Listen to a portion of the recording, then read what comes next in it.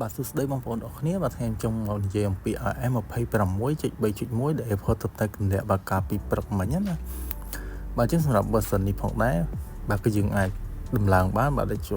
លទៅកាន់ setting បាទបន្ទាប់មកយើងចូលមកកាន់បាទ general បាទបន្ទាប់មកយើងចូលមកកាន់កន្លែងបាទគឺ software update បាទចំណុចទី2បាទតោះមកយើងនឹងមើលតើ device របស់យើងគឺទទួលបានហើយឬនៅសម្រាប់ device របស់គឺទទួលបានហើយគឺទំហំមេបាទគឺ587មេជាងបាទអញ្ចឹងសម្រាប់ការ update នេះគឺផ្ដោតសំខាន់ទៅលើការជួសជុលបាទជាមួយនឹងបាទ version ចាស់របស់យើងបាទគឺ RM26.3 នឹងឯងបាទដោយសារតែបាទមានការ hack បាទការលុកលុយនៅក្នុងបាទ device បាទមួយចំនួនណាបាទកាលពីបាទ RS ចាស់ហ្នឹងបាទអញ្ចឹងបាទយើងអាចបាទដំឡើងឲ្យហើយទៅបាទដើម្បីការពារប្រព័ន្ធសុវត្ថិភាពបាទ device របស់យើងគឺកាន់តែលឿនកាន់តែល្អជាមួយនឹងការ update បាទ support បន្តិចគឺតើទៅនឹងបាទ display បាទ studio display ណាបាទ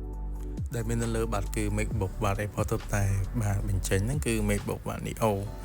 បាទអញ្ចឹងបាទអ្នកនរគ្នាបាទគឺសម្រាប់ device ផ្សេងៗគឺអាច download បាទឬក៏ install បាទដំឡើងនៅឥឡូវនេះទៅបាទដើម្បីសុវត្ថិភាពបាទ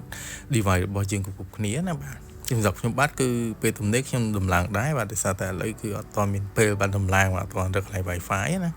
បាទអញ្ចឹងបើអ្នកនរគ្នាបាទមានបាទមតិបាទតើទៅនឹង RS មួយនេះអាចបញ្ចេញមតិនៅខាងក្រោមបានបាទតើទៅនឹងការបាទដែលមានបញ្ហាក្នុងដូចជាក្តៅឬក៏បាទកម្មថយការក្តៅជាងមុនជាមួយនឹង RS បាទមុនហ្នឹងឬក៏បាទ RS មួយនេះគឺក្តៅជាងឬក៏បាទស្រកភាគរយថ្មជាដើមដែរបាទបងប្អូនមួយចំនួនគាត់តែជួបណាបាទនៅពេលដែលដំឡើង RS ថ្មីជារឿយៗតែម្ដងបាទអញ្ចឹងសម្រាប់វីដេអូខ្ញុំបាទសូមបញ្ចប់ត្រឹមនេះបើពេញចិត្តនឹងវីដេអូនេះសូមជួយបាទ like page និង follow page អ្នកមួយផងដើម្បីទទួលបានវីដេអូបាទថ្មីបាទទៀតបាទអរគុណច្រើនបាទជួបគ្នាបាទនៅវីដេអូក្រោយបាទជម្រាបលាបាទអរគុណ